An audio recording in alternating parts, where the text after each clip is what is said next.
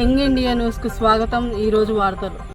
సూర్యాపేట జిల్లా చివ్యాల మండలం ఐలాపురంలో విషాద సంఘటన చోటు చేసుకుంది. ఆ గ్రామానికి చెందిన మాలోజు లావణ్య తన భర్తతో కలిసి పొలంలో వరికొయ్య కళ్ళకు మంట అంటించగా చుట్టూ పొగ కమ్మడంతో పక్కనే ఉన్న బావి కనిపించక అందులో కాలు జారిపడి మృతి చెందింది.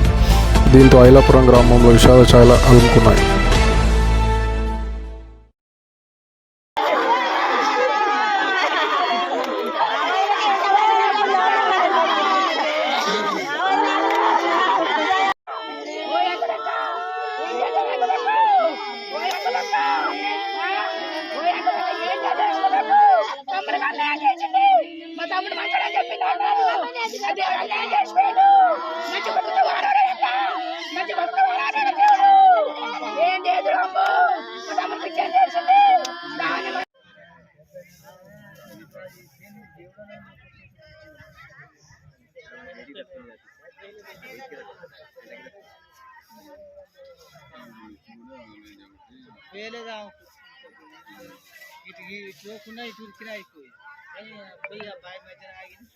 భర్త ఉండు నేను వచ్చినాను సార్.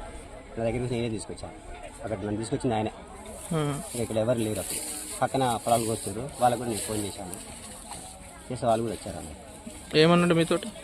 ఆయన నాకేం చెప్పలేడు. నోటి మాట రావట్లేదు నాకు అసలు. ఏడుస్తుడే ఒకటేగా. దగ్గరికి వచ్చినా కూడా చూపిలే నాకు. దగ్గరికి వచ్చి చూపెట్టే వరకే ఆయన. అప్పటికి చెమటలు పెట్టిన బాగా తడిసిపోయాడు.